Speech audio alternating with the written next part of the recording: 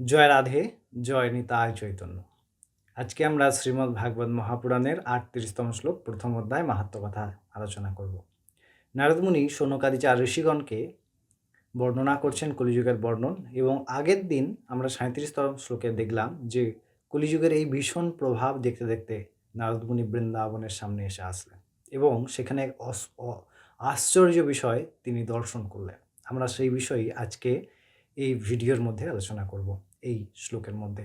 চলুন আমরা সেই বিষয়ে বিস্তারিত জানব। প্রথমে আমরা শ্লোকটি দেখব।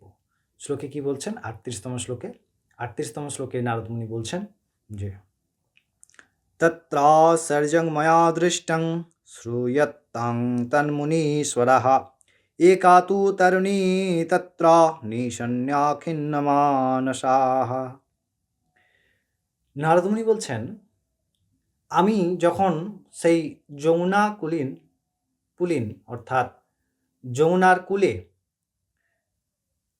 আসলাম, এসে এক আশ্চর্য দৃশ্য আমার চোখে দৃষ্টিত হলো। কি না বলছেন, এক স্ত্রী বিষণ্ণভাবে বসে আছেন, এবং সেখানে একটি আশ্চর্য, যা আমরা পরবর্তী শ্লোকে শুনবো, আপনাদের সুবিধার্থে আমি আলোচনা করে রাখছি। তিনি দেখছেন এক যুবতী স্ত্রী বসে আছেন, তাহার কোলে ২ জন বৃদ্ধ শুয়ে আছে, এবং তাকে ঘিরে অনেক রমণীগণ তাহার সেবায় নিযুক্ত আছেন। কার সঙ্গে সাক্ষাৎ করছেন?